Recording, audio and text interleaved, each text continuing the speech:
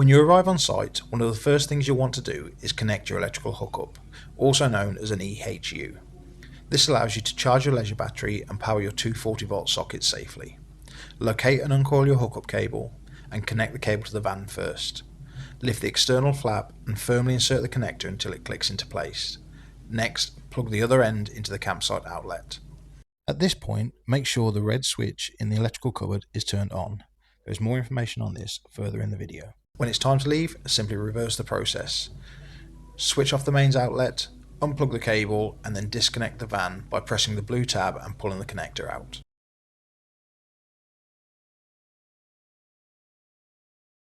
Your fuel filler cap is located on the passenger side of the van, between the front passenger door and the rear sliding door. To access it, you'll first need to open the passenger door. Once the door is open, you'll see the exterior fuel flap. Open this to reveal the fuel filler cap. When you have finished refueling, close the flap before closing the passenger door. On Euro 6 models, this is where you'll also find your AdBlue filler cap. The AdBlue cap is clearly marked and sits alongside the main fuel filler.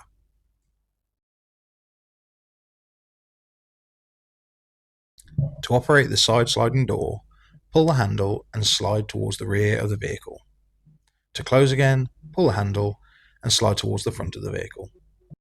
To close from the inside, locate the handle and pull towards the front of the vehicle. To open again, pull the release handle and slide towards the rear of the vehicle.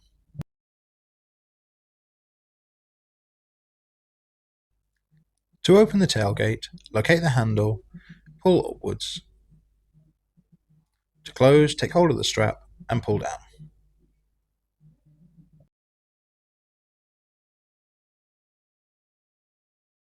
The barn door opens from the left-hand side first, with the handle situated just above the number plate. The right-hand side door has a handle situated just on the inside.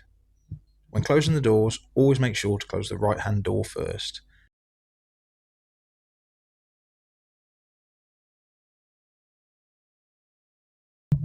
All windows in the rear of the campervan are fitted with van shades blinds. To operate, insert your fingers into the rail at the bottom of the blind and lift up, and to close, simply slide back down. To open the sliding window in the kitchen area, first lift up the window blind. Depress the locking mechanism and slide the window to the desired locking position. To close the window, depress the locking mechanism and slide towards the front of the campervan.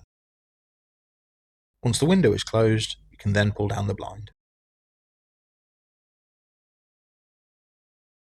The pop-top roof is secured in place by two straps, one above the driver's head and one above the passenger's.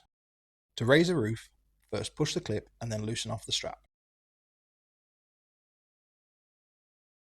Once this is done, push the roof upwards with two hands.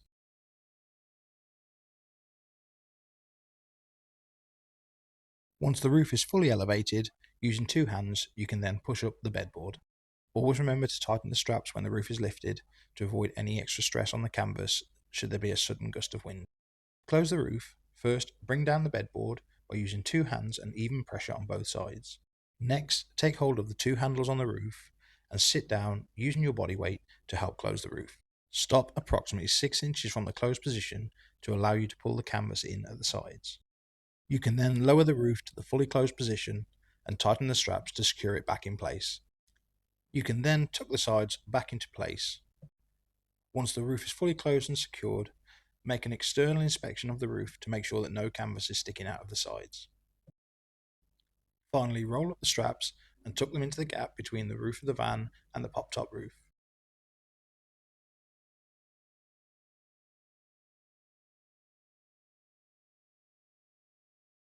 The side windows on the pop-top have a mesh air vent.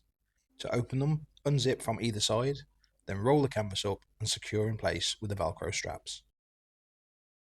Make sure to never operate the bedboard or open and close the roof while the side window vents are open, as tearing one of these will cause irreparable damage. To close the window, follow these steps in reverse.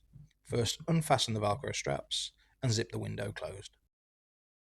At the front of the pop-top, you will find a sunlight window. This operates in the same way the side vents do. Unzip, roll up and fasten with the Velcro straps. And to close, Repeat these steps, unfasten the Velcro straps, and zip the window closed.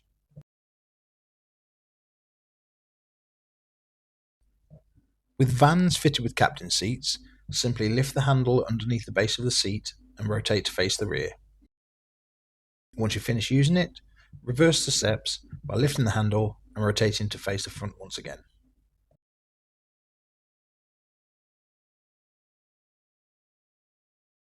The double passenger bench seat is secured in place by 5 bolts, 3 at the rear of the base and 2 underneath the seat. To access the bolts under the seat, lift and tilt forward to access the storage area. Unscrew all 5 bolts and the seat is now free to move. To move the seat, simply slide back into the living area and rotate. Once the seat is rotated, it can then slide back into the passenger footwell, giving you more space. In this position, the seat can be rotated towards the kitchen or towards the sliding door. Once you've finished using it, simply rotate to face the front again, align the bolt holes and slide forward. Secure back in place with 3 bolts at the rear and the 2 bolts under the main seat.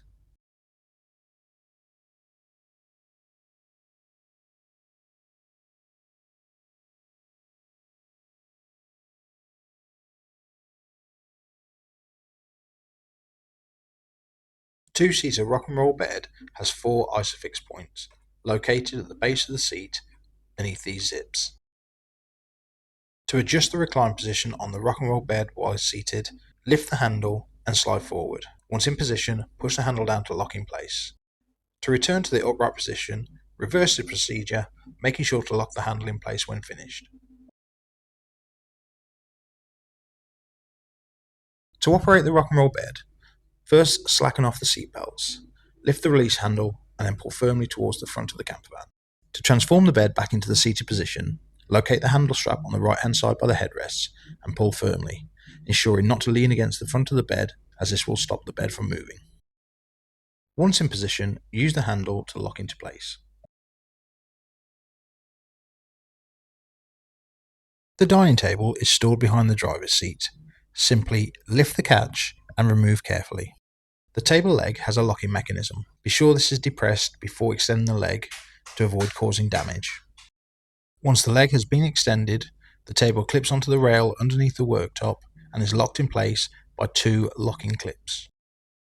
To remove the table, simply reverse these steps. Undo the 2 locking clips, remove the table from the rail, depress the locking mechanism and fold the table leg in. When storing the table, make sure the round edge is towards the bottom and the leg towards the driver's seat, and simply slide back in and lock in place.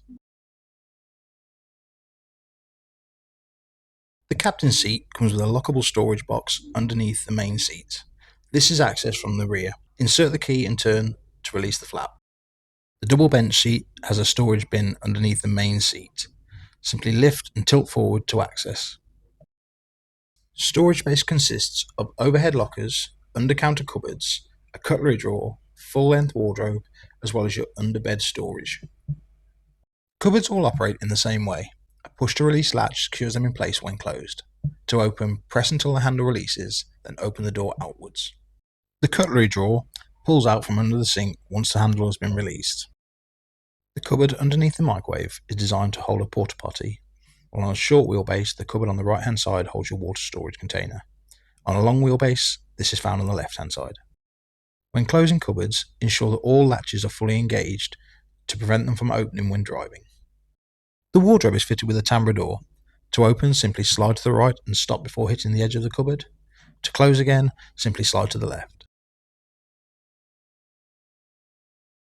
The underbed storage is accessible from both inside and outside of the van. On the inside, the door opens towards the kitchen. On the rear, it flaps down towards the bumper.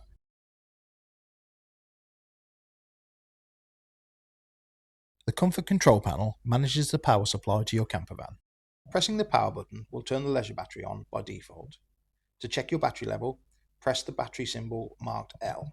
Pressing the battery symbol marked V will change power consumption to the vehicle battery. This should only be used in an emergency situation, as any power drawn down is from your main starting battery.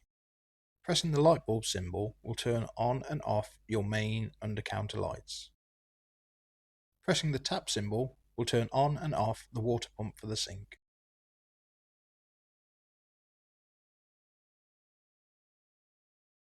Below the control panel, you will find two 3-pin 240-volt sockets. These will only work when the van is on electric hookup and the power is turned on. Below this, there are two USB sockets and a 12-volt socket. These will operate normally when the power is turned on.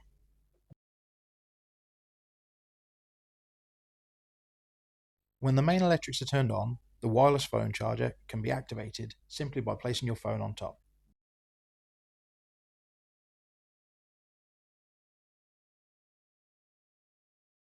All of the lighting zones are independently controlled.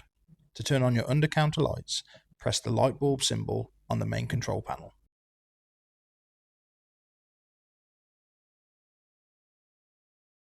In the top left-hand corner of the wardrobe unit, you will find independent switches for the wardrobe light and the reading light at the rear.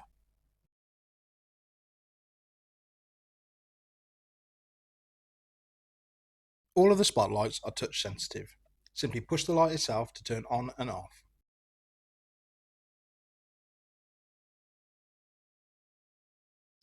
In the pop top, you will find a multi-position light stalk. Simply lift up and position, press the base once for dim and twice for the bright. In the base, you will also find a USB charging port. To turn the fridge on or off, press the power button. To adjust the temperature, press the plus or minus buttons on the control panel. Full instructions can be found in the manual provided in your handover pack. To open the fridge, lift the handle on the left-hand side and open towards the rear of the van. You can remove the freezer compartment if you would like more space for the fridge, simply by folding down the flap and pulling forward. The fridge is powered by the leisure battery and will run continuously once turned on. To avoid draining the battery, always make sure to turn the fridge off when not in use. The microwave will work when plugged into an electric hookup or if you have an inverter fitted. A full operator's handbook can be found in your handover pack. To operate the sink, first lift both glass lids. Lift the tap into position and press the tap icon on the control panel. You can now lift the lever to allow the water to flow. Once you are finished, push the tap back into position and lower the lid. Remember to turn off the water pump on the control panel.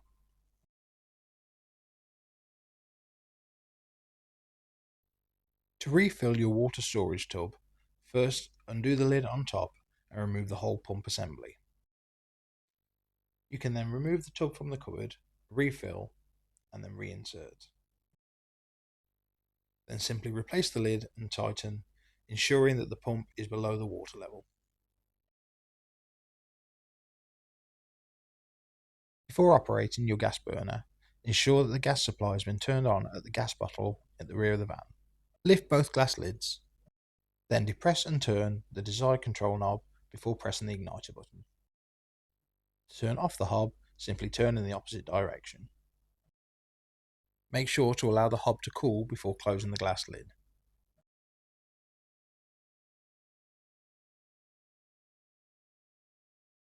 The diesel night heater has lots of programs available. The most commonly used are thermostat mode and ventilation mode. To set up thermostat mode, first press the three dots on the right hand side. Scroll using the wheel to thermostat mode, then press the round button to select. Then select your temperature and your duration. Scrolling to the left will allow you to find the infinity symbol. The thermostat mode will then run until turned off. To turn off your diesel night heater, first press the round button to activate the screen, rotate once to the left and press again.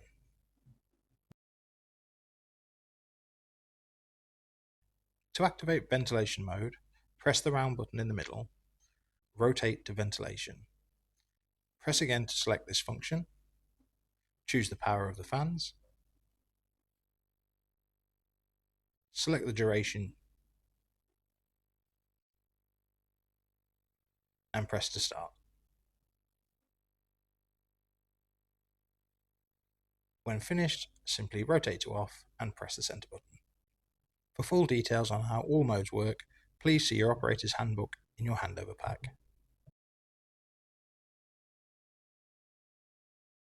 Below the electrical cupboard, you will find your gas safe locker. To remove the cover, rotate the handle and lift upwards. A Camping Gas 907 gas bottle is required to supply your gas hob. To connect this, remove the regulator from the gas safe locker and rotate the bottle until the thread is fully connected. Once connected, insert the bottle into the gas safe locker. Make sure that the hose is free from kinks and then reinstall the locker door. To turn on your gas supply, rotate the black isolating valve anti-clockwise. When not in use, always make sure to turn off your gas bottle by rotating the black isolating valve clockwise. In the rear of the campervan, you will find a cupboard that houses all of your electrics. In here you'll find your DC to DC charger, consumer unit, fuse board and lithium leisure battery. At the bottom of the cupboard you will find your leisure battery. This is responsible for all of the power into your campervan. Above this is the power supply unit and fuse board. On the front of the power supply unit, all fuse locations are clearly marked, should you need to replace one. For further information on replacing fuses, please see our troubleshooting videos.